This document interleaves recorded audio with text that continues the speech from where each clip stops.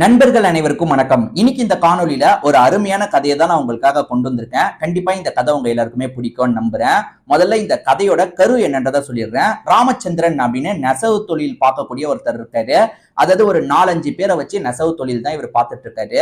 இவரோட பிசினஸ அடுத்த லெவலுக்கு கொண்டு போகணும், எல்லா பக்கமும் அப்பாவோட திறமையை நம்ம கொண்டு போகணும், அப்பாவோட படைப்பை நம்ம கொண்டு போகணுன்ற மாதிரி இவரோட மகளான கோமல் நினைக்கிறாங்க. அதுக்கேற்ற மாதிரி டெக்ஸ்டைல் சம்பந்தப்பட்ட ஒரு படிப்பை தான் முடிச்சிருப்பாங்க.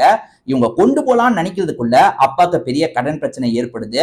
இந்த நெசவு தொழில் சார்ந்த பொருட்கள் எல்லாமே அந்த கடன் கொடுத்த நபரால கைப்பற்றப்படுது. சோ இவங்க ஒண்ணுமே இல்லைன்ற நிலைமைக்கு வந்துடுறாங்க. எப்படியாவது திரும்பி அப்பாவை நம்ம நினைச்ச மாதிரி மாத்தணும் அப்படின்ற மாதிரி கோமல் வைராக்கியமா நிறைய முயற்சி பண்றாங்க. அதெல்லாம் என்ன மாதிரியான முயற்சி, அதுல அவங்க ஜெயிச்சாங்களா இல்லையான்னு சொல்றதுதான் இந்த கதை. கண்டிப்பா இந்த கதை உங்க எல்லாருக்குமே பிடிக்கும்னு நம்புறேன். ஏற்கனவே இதே மாதிரி நிறைய கதைகளை நம்ம சேனல்ல நம்ம போட்டிருக்கோம். அதெல்லாம் பார்க்கணும்னா நம்ம சேனலை சப்ஸ்கிரைப் பண்ணி வச்சுக்கோங்க. இந்த கதையை முழுசா பார்க்கறதுக்கு முன்னாடி இந்த வீடியோக்கு ஒரு லைக்க போடுங்க. அப்பதான் உங்களை மாதிரி பாக்குற நிறைய பேர்கிட்ட இந்த காணொலி கொண்டு போய் சேர்க்கப்படும். அதுக்காக தான் சொல்றேன். இப்ப நம்ம இந்த கதைக்குள்ள வந்துடலாம். ராமச்சந்திரன் அப்படின்ற ஒரு நபரை காட்டுறாங்க. இவர் கடுமையா உழைப்பாரு. இவரோட இளமை காலத்துல இருந்து இவர் கடுமையா உழைச்சிருப்பாரு. இவரை பொறுத்த வரைக்கும் கோமல்னு ஒரு பொண்ணு இருக்காங்க. இந்த பொண்ணை பொறுத்த வரைக்கும் காலேஜ் முடிக்க போறாங்க. அதாவது இவங்களோட எண்ணம் என்ன தெரியுமா, அப்பா நெசவு தொழில் பண்ணிட்டு இருக்காரு, கஷ்டப்பட்டு பண்ணிட்டு இருக்காரு, பெரிய டீம் வச்சுலாம் பண்ணிட்டு இருக்காரு, ஒரு 6-7 பேரை வச்சு பண்ணிட்டு இருக்காரு. ஆனா அடுத்த லெவலுக்கு அப்பாவுக்கு முன்னேற்றமே கிடைக்கல. ஏன்னா அப்பா நிறைய விஷயங்கள் பண்றாரு, அதுக்கேற்ற முன்னேற்றம் கிடைக்கல. நம்ம டெக்ஸ்டைல் சார்ந்து ஒரு படிப்பு படிச்சு இதை பெரிய லெவல்ல கொண்டு போகணும், அப்பாவுக்கு நம்ம சப்போர்ட்டிவா இருக்கணும், அப்பாவோட பேரை எல்லாரும் சொல்ற மாதிரி நம்ம வைக்கணும்ன்ற மாதிரிலாம் யோசிச்சுட்டு இருக்காங்க. அப்பா கிட்ட அடிக்கடி சொல்லுவாங்க, நீங்க கவலையே படாதீங்கப்பா, நான் எப்படியாவது இந்த படிப்பெல்லாம் முடிச்சதுக்கு அப்புறம் நீங்க பண்ற விஷயத்த எல்லா இடத்தையும் கொண்டு போய் சேர்க்கிறேன். அதாவது நெசவு தொழில் நிறைய பேர் பண்றாங்க, அதாவது பட்டு சாரி எல்லாம் நிறைய பேர் ரெடி பண்ணாலும் உங்க அளவுக்கு யாருமே தரமா பண்ணலப்பா, அந்த அளவுக்கு நீங்க நல்லா பண்றீங்க, அதுக்கான விஷயங்கள் உங்களுக்கு கிடைக்காம இருக்கு, அதை நான் கிடைக்க வைப்பேன்ற மாதிரிலாம் சொல்லும் போது அப்பாவுமே பொண்ணு இப்படி பேசுறாளே அப்படின்ற மாதிரி சந்தோஷப்படுறாரு. கோமலை பொறுத்த வரைக்கும் படிப்பை முடிச்சிட்டாங்க பாத்தீங்களா, இதுக்கப்புறம் அப்பாவுக்கு சப்போர்ட்டிவா இருக்கணும்ன்ற மாதிரி யோசிக்கிறாங்க. அப்பா கிட்ட தினம் தினம் எப்படிப்பா இந்த விஷயத்தெல்லாம் பண்றீங்க, இதுல என்னென்ன நுணுக்கம்லாம் இருக்கு எனக்கு சொல்லுங்கன்னு கேட்கும் போது அப்பாவுமே பொண்ணுக்கு ஒவ்வொரு விஷயமா சொல்லி தந்துட்டு இருக்காரு. அதாவது இந்த விஷயத்த பொறுமையா தான் பண்ணணும், சிலர் கொஞ்சம் வேகமா இந்த விஷயத்த முடிச்சிடுறாங்க, அதாவது அவங்க வேலையை சீக்கிரமா முடிக்கணும்ன்றதுக்காக அந்த விஷயத்த பண்றாங்க, அதுதான் அந்த பட்டோட தரத்தையே குறைச்சிருதுமா அப்படின்ற மாதிரி ஒவ்வொரு விஷயமா அப்பா சொல்றாரு. அப்பா சொல்ற எல்லாமே அவ்வளவு வியப்பா இருக்கு. ஏன்னா சின்ன வயசுல இருந்தே அப்பா நிறைய இவங்களுக்கு சொல்லியிருப்பாரு. இவங்களுக்கு அது புரியுற வயசு இல்லைல்ல, இப்பதான் அப்பா எந்த அளவுக்கு தரமா பண்றாரு அப்படின்றது இவங்களுக்கு தெரியுது. இதெல்லாம் ஆவணப்படுத்தணும் அப்படின்ற மாதிரி அதுக்கான விஷயத்தெல்லாம் இவங்க பண்ணிட்டு இருக்காங்க. இவங்க கிட்ட ஒரு சாதாரண போன் இருக்கும், அது மூலியமா இவங்க ஆவணப்படுத்துற விஷயத்தெல்லாம் பண்ணிட்டு இருக்காங்க. அப்பாவை பொறுத்த வரைக்கும் பண்டிகை காலம் வருது பாத்தீங்களா, அப்ப கடன் வாங்கி இந்த விஷயத்தெல்லாம் பண்ணுவாரு. ஏன்னா பண்டிகை டைம் நிறைய பேர் வாங்குவாங்க, அதுக்கேற்ற மாதிரி நம்ம ரெடி பண்ணோம், முன்கூட்டியே மெட்டீரியல் எல்லாம் வாங்கணும்ன்ற மாதிரி கடன் வாங்குவாரு. சேத் அப்படின்ற ஒரு நபர் இருக்காரு, வட்டிக்கு தர பிசினஸ் தான் பண்ணிட்டு இருக்காரு. அவர்கிட்ட இவருமே பண்டிகை வரப்போது எனக்கு கொஞ்சம் காசு தாங்கன்ற மாதிரி நிறைய காசை வாங்கிடுறாரு. எக்ஸ்ட்ராவா ஆளுங்களை போட்டுறாரு. அதாவது அந்த நெசவு தொழில நிறைய ரெடி பண்ணணுன்றதுக்காக எக்ஸ்ட்ராவா ஆளுங்களை போட்டுறாரு, எக்ஸ்ட்ராவா மெட்டீரியல் வாங்கிடுறாரு. இப்போ அந்த பண்டிகை நாளுக்குள்ள நிறைய ரெடி பண்ணணுன்ற மாதிரி நிறைய ரெடி பண்ணிடுறாரு. பிரச்சனை என்னன்னு பாத்தீங்கன்னா, எப்பவுமே பண்டிகை டைம் நிறைய மூவ்மெண்ட்லாம் இருக்கும். ஆனா இந்த வாட்டி என்னன்னு தெரியல, யாருமே சாரியை வாங்கவே இல்லை, எல்லாமே அப்படியே நின்னுட்டு இருக்கு. அப்படியே நின்னுட்டு இருக்கிறதுனால கடன் ஏறிக்கிட்டே போகுது பாத்தீங்களா. அவருமே எப்பதான் நீ அசல தருவ வட்டியை தருவன்ற மாதிரிலாம் கேட்டு வந்துடுறாரு. இந்த மாதிரி பிரச்சனை ஆயிருச்சு, இந்த வாட்டி வியாபாரம் சரியா நடக்கலன்ற மாதிரிலாம் இவர் சொல்றாரு, ராமச்சந்திரன் சொல்றாரு. ஆனா அதெல்லாம் சேர்த்து ஏத்துக்க மாட்டாரு. எனக்கு இந்த நாளுக்குள்ள காசை தரணும்ன்ற மாதிரி சொல்றாரு. அந்த நாளுக்குள்ள எப்படி காசை தருதுன்னு அப்பாவுக்கு தெரியல. அப்பா ரொம்பவே உடஞ்சு போயிடுறாரு. இந்த கவலையில அப்பாவுக்கு கொஞ்சம் உடம்பு முடியாம போயிருது.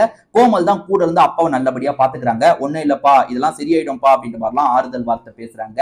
இப்ப வீட்டுல நகை நட்டுன்ற மாதிரி இருக்கும்ல, எல்லாத்தையும் அடகு வச்சு எப்படியாவது கடன் பிரச்சனையை அடைக்கலாம்னு பார்த்தா அப்ப கூட கடன் பிரச்சனையை அடைக்க முடியாது. ஏன்னா அந்த அளவுக்கு வட்டியெல்லாம் ஏறி கடன் ரொம்ப பெருசா மாறிடுது. என்ன பண்றதுன்னு சுத்தமா இவங்க புரியாம முடிச்சிட்டு இருக்காங்க. ஒரு ஸ்டேஜ்ல சேர்த்திருக்காருல, இந்த இடத்துல பெரிய பிரச்சனை பண்ணிடுறாரு. இதுக்கப்புறம் இந்த இடம் உனக்கு சொந்தம் கிடையாது, எனக்கு தான் சொந்தம், இங்க இருக்க எல்லாத்தையும் நான் எடுத்துக்கிற கணக்கு, நீ காசை தரல, அதனால இங்க இருந்து கிளம்புன்ற மாதிரி சொல்றாரு. ராமச்சந்திரனால எதுவுமே பண்ண முடியல. ராமச்சந்திரன் வேற வழி இல்லை, நம்ம போய் தான் ஆகணும்ன்ற மாதிரி பொண்ணையும் ஒய்ஃபையும் கூப்பிட்டுட்டு அங்க இருந்து கிளம்பிடுறாரு. அதே மாதிரி இதெல்லாம் நடந்ததுக்கு அப்புறம் அவரால் ஆக்டிவாவே இருக்க முடியல, ரொம்ப உடஞ்சு போயிடுறாரு.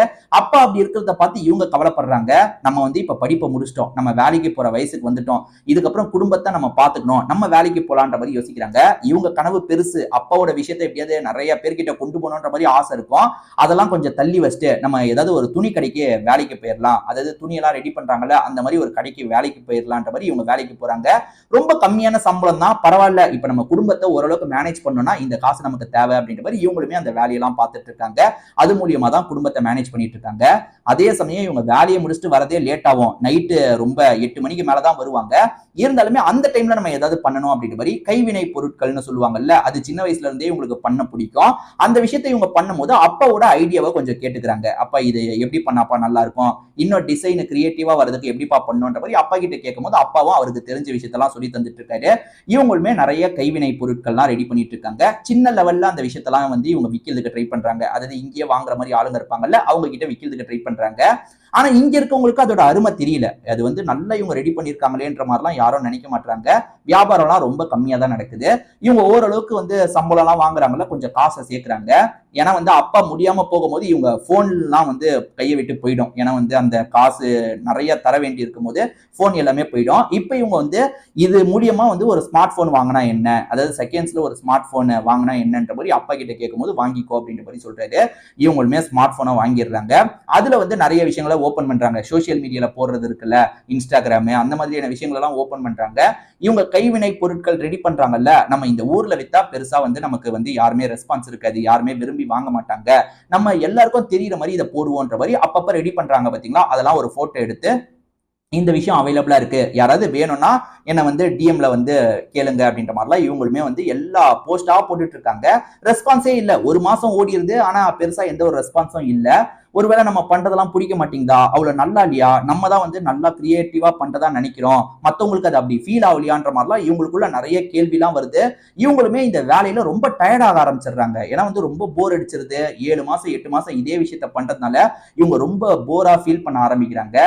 என்னடா இது அப்படின்னு நினைச்சிட்டு இருக்கும் போதுதான் இவங்களுக்கு ஒரு மெசேஜ் வருது. ரூகின்ற ஒருத்தங்க கிட்ட இருந்து தான் அந்த மெசேஜ் வருது. அந்த ரூகியை பொறுத்த வரைக்கும் ஒரு பொட்டிக் தான் வச்சிருக்காங்க போல. அங்க அட்ராக்டிவா இந்த மாதிரி கைவினை பொருட்கள்லாம் வச்சிருப்பாங்க போல. இந்த பொண்ணோட கிரியேஷன் எல்லாத்தையும் இப்பதான் பார்த்திருக்காங்க. பயங்கரமா இந்த பொண்ணுக்கு கால் பண்ணி பாராட்டிட்டு இருக்காங்க. நீ அந்த விஷயம் பண்ணல, அது சூப்பரா இருந்ததுமா, இன்னைக்குதான் உன்னோட போஸ்ட் எல்லாத்தையும் பார்த்தேன், அவ்வளவு சூப்பரா இருக்கு, எனக்கு நிறைய பொருள் வாங்கணும், நான் நேரடியா உன்னை பாக்குறதுக்கு வரலாமான்னு கேட்கும்போது நான் இங்கதான் இருக்கேன், நீங்க வாங்கன்ற மாதிரி இவங்களுமே செம்ம எக்ஸைட்டடா பேசுறாங்க. ஏன்னா இவ்வளவு நாள் எதுக்காக இவங்க காத்துட்டு இருந்தாங்களோ அது நடக்குது. ஏன்னா வந்து இவங்க கஷ்டப்பட்டு அந்த பொருள்லாம் செஞ்சிருப்பாங்க, அதுக்கான ரெஸ்பான்ஸ் இவங்களுக்கு கிடைக்காம இருந்திருக்கும். ஆனா ஒருத்தங்க எல்லாத்தையும் நோட் பண்ணி கரெக்டா சொல்றாங்களே அப்படின்ற மாதிரி சந்தோஷம் தாங்கல. அப்பா கிட்டயும் அம்மா கிட்டயும் இந்த விஷயத்த சந்தோஷமா சொல்றாங்க. ரூகியும் சொன்ன மாதிரியே இந்த இடத்துக்கு வந்துடுறாங்க. அப்படி வந்தவங்க இவங்க வீட்டுல நிறைய விஷயங்களை செஞ்சு வச்சிருக்காங்கல்ல, அதை நேரடியா பார்க்கும்போது இன்னும் வியந்து பேசுறாங்க. இதுல வந்து இதெல்லாம் வந்து இந்த டிசைன்லாம் வந்து கிரியேட் பண்றதே கஷ்டம், இதெல்லாம் வந்து இப்ப பண்றதுக்கு ஆளே கிடையாது, சூப்பரா பண்ணிருக்கமா அப்படின்ற மாதிரி பயங்கரமா பாராட்டிட்டு இருக்காங்க. அதே மாதிரி அப்பா ரெடி பண்ண பட்டியம் கவனிக்கிறாங்க. இந்த பட்டோட தரம் எல்லாம் அவங்களுக்கு தெரியுது. அவங்க ஒரு பொட்டிக் ஷாப் வச்சிருக்காங்கல்ல, இந்த பட்டோட தரம் அவங்களுக்கு பயங்கரமா தெரியுது. பயங்கரமா வந்து அப்பாவையும் பாராட்டிட்டுலாம் இருக்காங்க. இவங்களுக்கு நடந்ததை பத்தி எல்லாம் இவங்க சொல்றாங்க. அதாவது வந்து அப்பா வந்து நெசவு தொழில் தான் பண்ணிட்டு இருந்தாரு, இப்ப எல்லாத்தையும் அவர் கண்ட்ரோல்ல எடுத்துட்டாரு, இவ்வளவு கடன் பிரச்சனை இருக்கு, அதை சால்வ் பண்ணாதான் எங்களுக்கு எல்லாமே நார்மல் ஆகும் அப்படின்ற மாதிரி கஷ்டத்தெல்லாம் கோமல் சொல்லிட்டு இருக்காங்க. ரூகி என்ன சொல்றாங்கன்னா, இந்த பொருள்லாம் நான் வாங்கிக்கிறேன், இப்ப நீ ரெடி பண்ணிருக்க பொருள்லாம் நான் வாங்கிக்கிறேன், இதை தாண்டி என்னோட பொட்டிக்கு நிறைய பேர் வருவாங்க, அந்த இடத்துல இந்த மாதிரி கைவினை பொருள்லாம் வச்சா நல்லாவே லாபம் கிடைக்கும், வந்து நீ வந்து என் கூட பார்ட்னர் மாதிரி இருந்துக்கோ, இதுக்கான அமௌண்ட்டை நான் இப்பயே தந்துடுறேன், என்கிட்ட பார்ட்னர்ஷிப்புக்கு நீ வந்துரு, அங்க நீ இருந்து வேலை பார்க்குற மாதிரி இருக்கும், நிறைய விற்க விற்க உனக்குமே காசு கிடைக்கும், நீ கடன் பிரச்சனையில இருந்து வெளியே வந்துடலான்ற மாதிரி ரூகி சொல்றாங்க. இது என்னமோ வந்து கோமலுக்கு நல்லா தெரியுது. ஏன்னா வந்து நம்ம ஒரு வேலை பார்த்துக்கிட்டே இருந்தோம்னா கடைசி வரைக்கும் முன்னேற முடியாது. இவங்க சொல்ற மாதிரி அந்த இடத்துக்கு போனா என்ன, இப்ப திடீர்னு எல்லாமே நல்லபடியா அமைஞ்சிருச்சுன்னா நமக்கு காசு நிறையவே கிடைக்கும்ன்ற மாதிரி யோசிக்கிறாங்க. அப்பா கிட்டயும் அம்மா கிட்டயும் நீங்க வந்து பத்திரமா பாத்துக்கோங்க, நான் சீக்கிரமா வந்துடுறேன்ற மாதிரிலாம் சொல்லிட்டு ரூகி கூட இவங்க கிளம்பிடுறாங்க. இப்போதைக்கு கடன் பிரச்சனை, அதாவது ரூகி வீட்டுல இருந்து சில பொருள் வாங்கியிருக்காங்கல்ல, அதுக்காகவே ஒரு பெரிய அமௌண்ட்டை தந்திருப்பாங்க, அந்த அமௌண்ட்டை பேரண்ட்ஸ் கிட்ட தந்துடுறாங்க, நீங்க மேனேஜ் பண்ணிக்கோங்க, நான் வந்துடுறேன்ற மாதிரி ரூகி கூட கிளம்பி இவங்களுமே கடைக்கு வந்துடுறாங்க. அந்த கடைக்கு வந்து பெரிய பெரிய ஆளுங்க தான் வராங்க, சாதாரண ஆளுங்க வரது இல்ல, பெரிய பெரிய ஆளுங்க வராங்க. அவங்கள பொறுத்த வரைக்கும் இந்த கைவினை பொருட்கள்லாம் வைக்கிறதுக்கு விரும்புறவங்களா இருப்பாங்க. சோ வர்றவங்க எல்லாம் இதை பார்த்து மிரண்டு போயிடுறாங்க, என்னங்க சூப்பரா இருக்கீங்க அப்படின்ற மாதிரிலாம் இங்க இருக்க ரூகி கிட்ட பேசுறாங்க. அதை கேட்டுட்டு இருக்க இந்த கோமலுக்கும் ரொம்ப சந்தோஷமா இருக்கு. இப்ப நிறைய சேல்ஸ் ஆகுது, சேல்ஸ் ஆக அதுல ஒரு பெரிய பெர்சன்டேஜ், அதாவது கிடைக்கிற லாபத்துல ஒரு பெரிய பெர்சன்டேஜ் வந்து கோமலுக்கு தான் அவங்க தராங்க. நேர்மையா வந்து ரூகி என்ன பண்றாங்கன்னா கோமலுக்கு தான் தராங்க. அது மூலியமா கோமல் என்ன பண்றாங்கன்னா ஊர்ல கடன் பட்டிருக்காங்கல்ல, அதாவது அந்த அந்த சேர்த்து என்ன பண்ணிருப்பாருன்னா இடத்த கண்ட்ரோல்ல எடுத்திருப்பாரு. இவ்வளவு காசு தந்தாதான் உங்க இடம் திரும்பி கிடைக்கும்னு சொல்லியிருப்பாரு. அதை முடிஞ்ச அளவுக்கு வேகமா மீட் எடுக்கணும் அப்படின்ற மாதிரி கோமல் ட்ரை பண்றாங்க. 2 மாசம் 3 மாசம் ஓடிட்டு இருக்கு. ஒரு ஸ்டேஜ்ல 6 மாசத்துல இவங்க மொத்த காசையை செட்டில் பண்ணிடுறாங்க. திரும்பி அந்த நெசவு சார்ந்த பொருள் இருக்கு பாத்தீங்களா, இவங்க கண்ட்ரோலுக்கு வந்துருது. அப்பாவோட விஷயத்தை எல்லா இடத்துக்கும் கொண்டு போனோம்னு நினைச்சாங்கல்ல, இதை பத்தி ரூகி கிட்ட சொல்றாங்க. அந்த இடம் எங்களுக்கு கிடைச்சிருச்சு, நாங்க தரமான முறையில பட்டு சாரி ரெடி பண்ணி தரோம், நீங்க என்ன மாதிரி சாரி வேணும்னு சொல்றீங்களோ அந்த மாதிரி நாங்க ரெடி பண்ணி தரோம், என் அப்பாவோட விஷயத்தை நீங்க இங்க ஷோகேஸ்ல வைங்க, கண்டிப்பா மக்களுக்கு பிடிக்கும் போது ரூகிக்கு ஏற்கனவே அப்பாவோட கிரியேஷனும் பிடிச்சிருந்தது இல்ல, ரூகியும் சரின்ற மாதிரிலாம் ஏத்துக்கிறாங்க. இப்ப அப்பா என்ன பண்றாருன்னா நிறைய ஆளுங்களை போட்டு அந்த வேலையை பண்றாரு. அப்பாவோட கிரியேஷன்லாம் சூப்பரா இருக்கும்ன்றது பொண்ணுக்கு தெரியும்ல, அப்பா இந்த மாதிரி பண்ணுங்க, இந்த மாதிரி தான்ப்பா விரும்புறாங்கன்ற மாதிரி இங்க வரவங்க என்ன விரும்புறாங்களோ அதெல்லாம் அப்பாவை எக்ஸிக்யூட் பண்ண சொல்றாங்க. அப்பாவை பொறுத்த வரைக்கும் ஒரு ஓல்டு ஃபேஷன்ல சில விஷயங்களை பண்ணிட்டு இருப்பாரு. அந்த ஓல்டு ஃபேஷனையும் இங்க இருக்கவங்க விரும்புறாங்க, புதுசா சில மாற்றங்கள் இருந்தா நல்லா இருக்கணும் விரும்புறாங்க. அந்த மாதிரிலாம் நீங்க பண்ணுங்கப்பா அப்படின்ற மாதிரி அப்பா கிட்ட சொல்ல சொல்ல அப்பாவும் அந்த விஷயத்தெல்லாம் பண்றாரு. அந்த டிசைன் எல்லாத்தையும் இங்க கொண்டு வராங்க, ரூகியோட ஷாப்புக்கு கொண்டு வராங்க. பிசினஸ் பிச்சுக்குது, பயங்கரமா சம்பாதிக்க ஆரம்பிச்சிடுறாங்க. அதே மாதிரி நிறைய பேர் இதை பத்தி வியந்து பேசுறாங்க, இந்த அளவுக்கு டிசைன் ஒருத்தர் கிரியேட் பண்றாரு அப்படின்ற மாதிரி அப்பாவை பத்தி பெருமையா பேசிட்டு இருக்காங்க. அப்பாவுக்கு வந்து ரொம்ப சந்தோஷமா இருக்கு. பொண்ணு வந்து இந்த விஷயத்த வந்து நான் சொல்ல வைக்கிறேன், எல்லார்கிட்டயும் இந்த விஷயத்த கொண்டு போறேன்ற மாதிரி விளையாட்டா சொல்லியிருப்பா. அப்பாவும் ஸ்மைல் பண்ணியிருப்பாரு, நல்லதுமா அப்படின்ற மாதிரி ஸ்மைல் பண்ணியிருப்பாரு. ஆனா இப்ப பொண்ணு உண்மையிலேயே நிறைய பேரை பேச வச்சிட்டாங்க. ஏன்னா நியூஸ் பேப்பர்ல எல்லாம் இந்த விஷயம் வருது, இந்த அளவுக்கு டிசைனிங் சாரி எல்லாம் இந்த இடத்துல கிடைக்குது, இவர் தான் அதை ரெடி பண்ணிருக்காரு அப்படின்ற மாதிரிலாம் அப்பாவுக்கு பெருமை கிடைக்குது. அப்பாவுமே வந்து நீ சொன்ன விஷயத்த பண்ணிட்டோமா அப்படின்ற மாதிரி எமோஷனல் ஆயிட்டு இருக்காரு. பொண்ணுமே சந்தோஷப்படுறாங்க. இதுக்கெல்லாம் காரணம் ரூகி தானே, ஏன்னா ரூகி தான் அதுக்கான வழியை அழகா அமைச்சு தந்திருப்பாங்க. ரூகிக்கு இவங்க நன்றி எல்லாம் சொல்றாங்க. நான் வந்து இது வந்து நான் உன்னை பார்க்கலனாலும் வேற யாராவது உன்னை பார்த்திருப்பாங்க, உன்னை இந்த அளவுக்கு மாத்தி இருப்பாங்க, நீ தான் இதுக்கு காரணம், உங்ககிட்ட நிறைய டேலண்ட் இருக்குன்ற மாதிரி ரூகியும் இவங்களை பாராட்டுறாங்க. கோமலுக்கு ரொம்ப சந்தோஷமா இருக்கு. கோமல் எப்படி ஒரு விஷயத்த நம்ம பண்ணோம்னு நினைச்சோமோ அதை பண்ணிட்டோன்ற மாதிரி ரொம்ப நிறைவா ஃபீல் பண்றாங்க. இதோடயே இந்த கதை முடியுது. கண்டிப்பா இந்த கதை உங்க எல்லாருக்குமே பிடிச்சிருக்கும்னு நம்புறேன். ஏற்கனவே இதே மாதிரி நிறைய கதைகளை நம்ம சேனல்ல நம்ம போட்டிருக்கோம், அதெல்லாம் பார்க்கணும்னா இந்த சேனலை சப்ஸ்கிரைப் பண்ணி வச்சுக்கோங்க.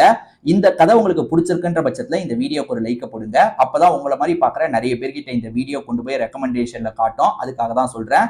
திரும்பி வேற ஒரு காணொலியில நான் உங்களை வந்து பாக்குறேன். அது வரைக்கும் உங்ககிட்ட இருந்து விடைபெறேன். நன்றி, வணக்கம்.